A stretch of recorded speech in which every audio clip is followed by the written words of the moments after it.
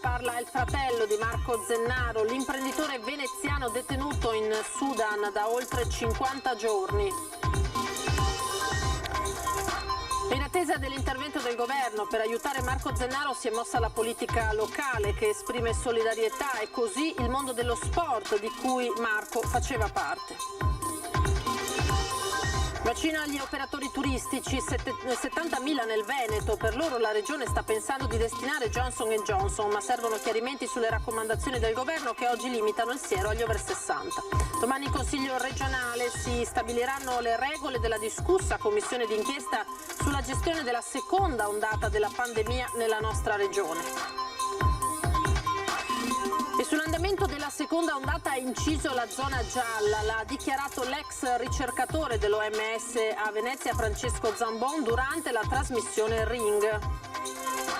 Per anni ha violentato e picchiato la moglie, una storia sconvolgente che ha portato un operaio straniero residente a Mira in carcere. Fondamentale per i carabinieri la collaborazione di vicini e conoscenti. Cinema, teatro, musica e anche il circo senza animali sono gli ingredienti dell'estate 2021 a Venezia e sulla terraferma.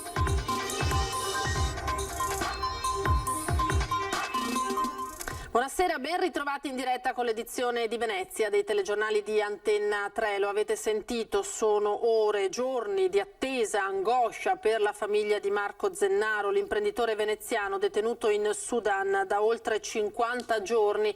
Ai nostri microfoni, anzi al telefono, ci ha parlato il fratello che si è appellato al governo. La famiglia si è mossa ieri concretamente con una telefonata con la sua controparte sudanese e siamo in attesa di capire un po' i risvolti di questa telefonata. A ogni ora che passa la famiglia di Marco Zennaro, l'imprenditore veneziano 46enne detenuto in Sudan dal 1° aprile, spera di poter ricevere la buona notizia, che Marco, titolare della Zennaro Forniture Elettriche, torni a casa. È sicuramente un dramma che ci è piombato addosso ed è veramente difficile la vita in generale in questi giorni. Abbiamo ricevuto affetto da tutti, anche da tutto il mondo dello sport cui Marco è legato, il rugby, le lemiere, so che c'è, Marco è una persona che si fa voler bene. Sono in molti a essere preoccupati per Marco, detenuto in condizioni disumane nel commissariato della capitale sudanese, senza l'avvenuta convalida dell'arresto, con l'accusa di una presunta truffa ai danni di ditte locali. A causa di un'ingiustizia comunque di una persona messo in quel posto, da una persona con cui lui non aveva mai avuto nulla a che fare. Le situazioni sono degradanti proprio contro ogni diritto umano, stare disteso per terra per oltre 50 giorni con 45 gradi, in un ambiente che non è il tuo, lontano da tutti i tuoi affetti, lontano da tutto, è veramente dura. L'arresto è arrivato dopo la denuncia di una persona che con lui non aveva un rapporto contrattuale diretto e che ne ha fatto un uso distorto per costringerlo a pagare in cambio della libertà. Un pagamento importante era già stato fatto in virtù di un accordo estorto sotto minaccia armata e psicologica fra Marco e il suo partner commerciale. Poi il 46enne è stato sequestrato in aeroporto mentre aspettava di tornare a casa. L'appello ancora una volta va alla politica. La questione è importante, è grossa, è da gestire a livello diplomatico, a livello di ministero. Pertanto noi l'appello che facciamo è l'appello al Ministero affinché risolva questa questione dove per noi è troppo grande. In attesa dell'intervento del governo per aiutare Zennaro si è mossa la politica locale per esprimere solidarietà e così il mondo dello sport a cui è legato l'imprenditore. È una storia da film, ma speriamo che sia una storia a lieto fine ed è giusto che la politica si mobiliti. A questo fine abbiamo presentato una mozione con cui il Consiglio Comunale chiederà al Ministro degli Esteri di intensificare gli sforzi diplomatici per arrivare alla liberazione immediata di una persona che da più di 2 mesi ormai è stata privata della sua libertà personale e che si trova in condizioni assolutamente disumane. La politica locale ha deciso di muoversi per aiutare Marco Zennaro, appellandosi a sua volta al governo. Dal capogruppo di Fratelli d'Italia in Consiglio regionale Speranzon, che ha scritto al presidente Draghi perché si prenda carico personalmente della vicenda, al Consiglio Comunale di Venezia. Hanno firmato la mozione subito i colleghi consiglieri comunali Gianfranco Bettina, Sara Wiesmann del Movimento 5 Stelle, Giovanni Andrea Martini e Cecilia Tonon di Italia Viva. E anche il gruppo consigliare del PD che chiede al Comune di farsi capofila di una mobilitazione per liberare Zennaro. L'appello va anche al governatore. Se il presidente Zaia volesse in questa fase mettere il suo peso, che è grande in termini di popolarità, in termini di credibilità sulla bilancia, credo sarebbe importante. E non è possibile che a Parigi, pochi giorni fa, siano stati invitati gli imprenditori ad investire in Sudan e che sia stato azzerato il debito estero di un paese povero e contestualmente non si riesca a ottenere il rispetto dei diritti umani nel paese che chiede alla comunità internazionale l'azzeramento del suo debito. La solidarietà che si sta creando intorno a Zennaro è a 360 gradi. Oltre alla politica, anche il mondo del web con l'hashtag Sosteniamo Marco e la città di Venezia. E la città si sta mobilitando, l'ha fatto il mondo del rugby ieri, lo stanno facendo oggi le remiere e il mondo dei regattanti che sabato organizzano un corteo acqueo di solidarietà a Marco Zennaro. E questo è un segno dell'amore e dell'affetto che circonda Marco Zennaro. Siamo con Marco e aspettiamo di abbracciarlo presto qui a Venezia. Lasciamo la pagina dedicata a questo caso, parliamo di vaccini. I vaccini agli operatori turistici sono 70.000 in tutto il Veneto. Presto sarà aperta una linea vaccinale dedicata sul portale.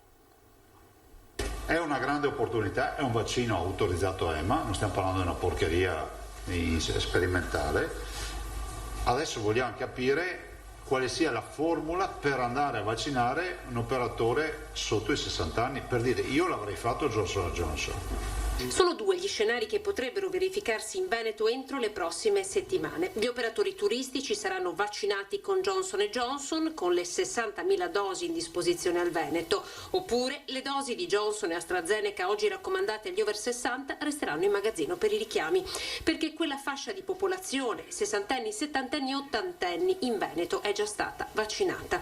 Ecco perché per far partire davvero la campagna vaccinale agli operatori turistici, come è intenzione del Veneto, serve un cambio di passo. Se AIFA chiarisse questo raccomandato ci darebbe una gran mano, perché voglio anche dire, ne parlavo col commissario Figliuolo, adesso arriveranno vagonate di AstraZeneca e di Johnson & Johnson. Se non chiariamo sta roba del over 60 e under 60, cioè la possibilità del raccomandato, noi rischiamo di mandarli su un binario morto questi.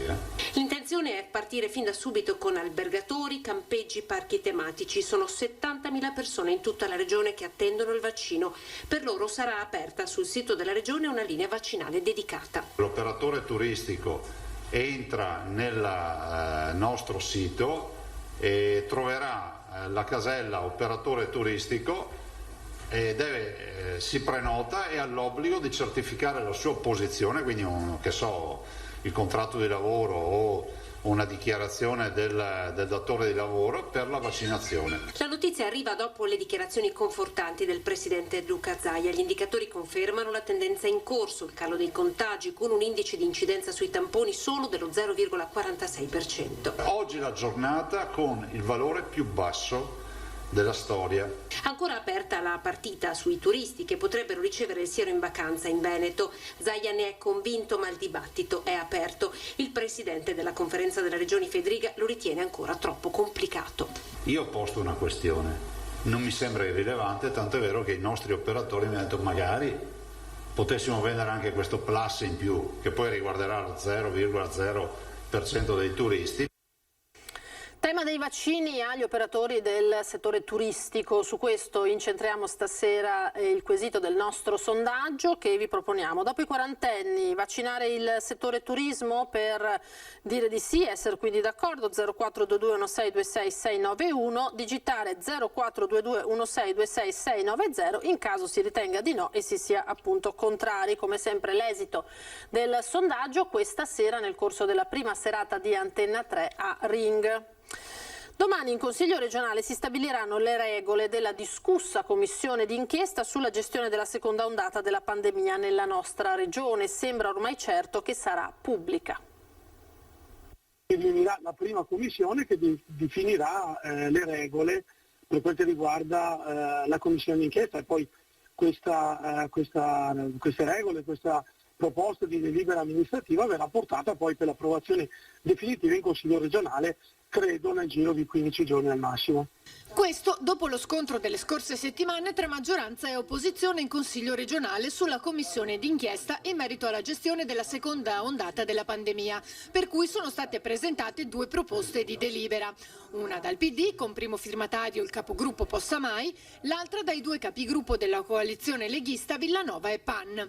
4 i punti di divergenza evidenziati nel primo confronto: il focus della commissione, la pubblicità dei lavori, gli interlocutori da ascoltare e la collaborazione diretta con l'autorità giudiziaria. Abbiamo chiesto che diventi una specie di casa di vetro dove anche qualsiasi persona si possa collegare in streaming e di rendere pubbliche semplicemente le sedute della commissione d'inchiesta. Anche il PD si è sollevato, non voleva questo tipo di approccio, che credo sarà poi invece l'approccio che andrà fuori invece dalle decisioni sulla proposta dell'istituzione della commissione d'inchiesta. Quindi, nel rispetto della privacy di chi andrà ad esporre i fatti, la commissione sarà aperta.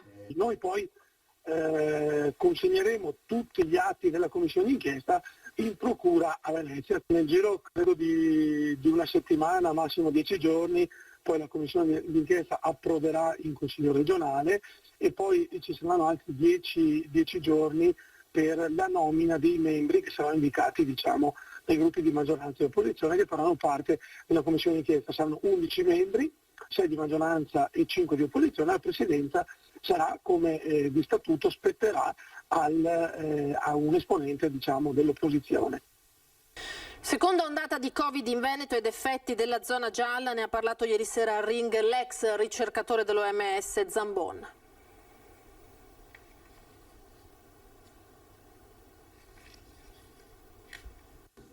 Commissione d'inchiesta in regione, scontro politico. La gestione della seconda ondata di Covid in Veneto continua ad essere al centro del dibattito e torna sull'argomento, intervistato da Ferdinando Avarino a Ring, Francesco Zambon, l'ex ricercatore dell'ufficio OMS di Venezia, autore insieme al suo gruppo del rapporto che un anno fa fu pubblicato e poi subito rimosso dalla stessa OMS sul mancato aggiornamento del piano pandemico e la gestione della prima fase della pandemia definita caotica ed improvvisata.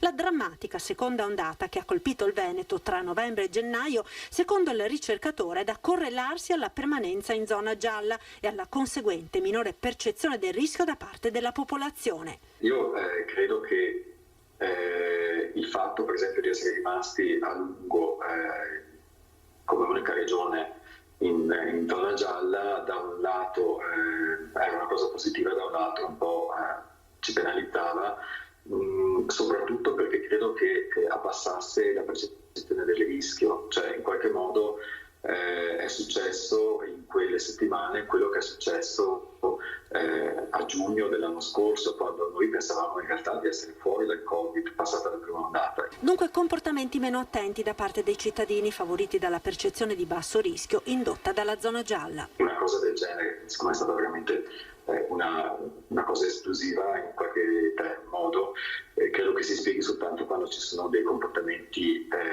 di tutti i soggetti, comportamenti più a rischio per la circolazione. Nonostante comunque la disastrosa seconda ondata, la mortalità del Veneto rispetto a quella delle altre regioni più colpite rimane più bassa, la mortalità media considerando tutte le ondate fino adesso. La cronaca: per anni ha violentato e picchiato la moglie, una storia scioccante per la quale un operaio straniero residente a Mira è finito in carcere. Anni di brutali violenze fisiche e di svalutazione di ogni dignità umana di un marito sulla moglie. Questo è il quadro definito dai carabinieri di Mira, anche grazie all'aiuto di vicini e conoscenti della coppia. Una violenza domestica silenziosa che durava da decenni, con tanti interventi dell'arma a casa dei due.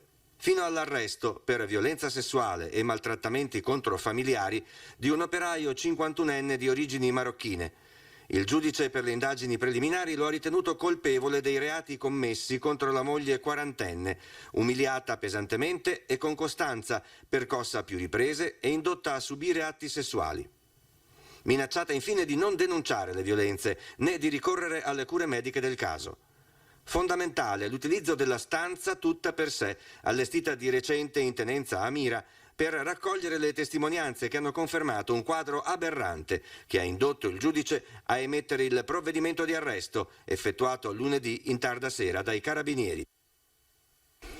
Cambiamo tema: i 2 grandi eventi a Venezia in programma in questi giorni danno un po' di respiro agli alberghi del centro storico, ma il cammino verso la ripresa sarà lungo. Biennale Architettura e nel prossimo weekend l'apertura del Salone Nautico. Sono questi i primi segnali, ancora in fase iniziale, di ripresa economica del turismo a Venezia. Gli alberghi cominciano timidamente a riaprire. È stata importante l'apertura della Biennale Fisica, è stata importante la prevista apertura del Salone Nautico in forma fisica. Ringraziamo il Presidente della Biennale, ringraziamo il nostro Sindaco Brugnaro, però il tasso di occupazione sarà basso. Posso pronosticare circa un 25%, massimo 25% di tasso di occupazione, e quindi è evidente che è una ripresa claudicante. Però l'importante è che questa apertura di questi 2 eventi segnano la ripartenza, segnano l'inizio di quel percorso difficile che però ci porterà alla normalità. Vediamo la luce in fondo al tunnel. Il direttore dell'Associazione Veneziana Albergatori però mette in guardia: il percorso da affrontare sarà molto lungo. Io penso che arriveremo a circa un 70% degli alberghi aperti per giugno. E poi un po' alla volta apriranno anche altri. Alcuni scavalleranno l'anno, andranno a finire ad aprire al marzo dell'anno prossimo, perché si tratta di alberghi che magari lavoravano con gruppi e quindi non hanno la convenienza ad aprire. Si tratta di una ripartenza però molto difficile e gli aiuti del governo sono definibili come carità pelosa. E lancio quindi questo appello al governo: non ci lasci da sole. Le città d'arte sono quelle che hanno maggiormente subito il colpo di questa crisi e hanno bisogno di essere aiutate, perché non è colpa degli imprenditori in questo caso, ma solo un evento imprevedibile quale quello della pandemia.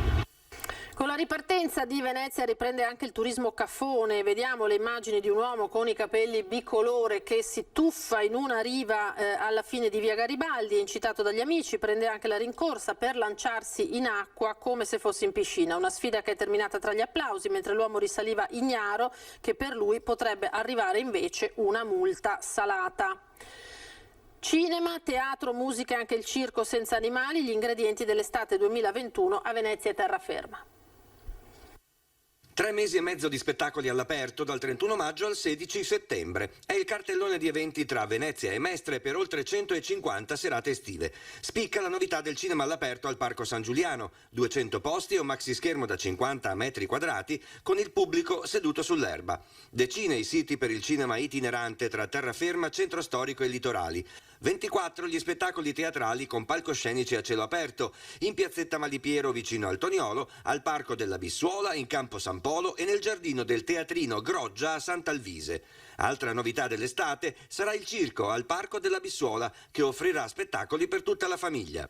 È importante per recuperare socialità, tanta attenzione ai bambini che tanto hanno perso in questo periodo, ma anche attenzione agli anziani, a chi ha voglia di ascoltare qualcosa di diverso. Anche la Fenice, ad esempio, ci ha dato come sempre una mano.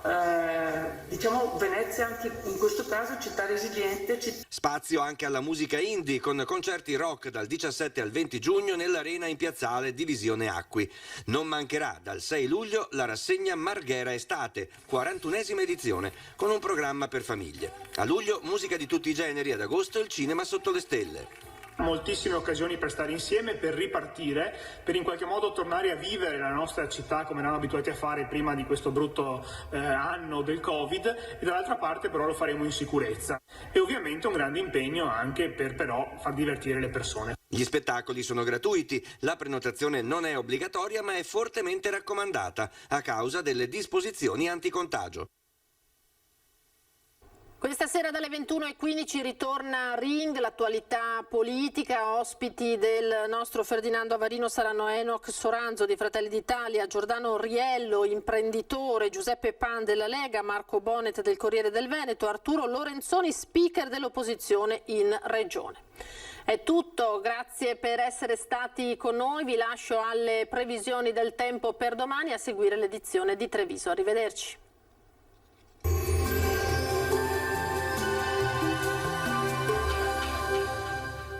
Il Piccolo Scavo è specializzato nella realizzazione di impianti fognari, sottoservizi per utenze e adeguamento fognario alla rete consortile. Benvenuti al meteo. Graduale rimonta dell'alta pressione dalla penisola iberica e tempo che andrà stabilizzandosi maggiormente sul nostro territorio. Vediamo dunque il dettaglio. Sul Veneto la grafica di mercoledì 26 maggio ci mostra una situazione buona, avremo un ampio soleggiamento con cielo sereno o al più poco nuvoloso, salvo lo sviluppo di locali addensamenti sulle zone interne nel corso del pomeriggio, ma in genere senza piogge associate. Temperature in lieve aumento, minime comprese tra i 7 e i 13 gradi, valori massimi oscillanti invece tra i 18 e i 24 gradi all'incirca. Ci spostiamo ora sul Friuli Venezia e Giulia, dove avremo di fatto poche novità, tanto sole ovunque, solo con qualche occasionale annuvolamento, ma del tutto innocuo. Temperature minime tra 8 e 13 gradi, massime sui 21-22 gradi. Infine uno sguardo al Trentino Alto Adige, anche qui avremo tanto sole ovunque, isolati acquazzoni sui settori alpini di confine nel corso del pomeriggio. Temperature minime intorno ai 7-8 gradi, massime infine sui 22 all'incirca. Dal meteo per ora è tutto, vi auguro come sempre un buon proseguimento in compagnia di Antenna 3. Arrivederci dunque al prossimo aggiornamento.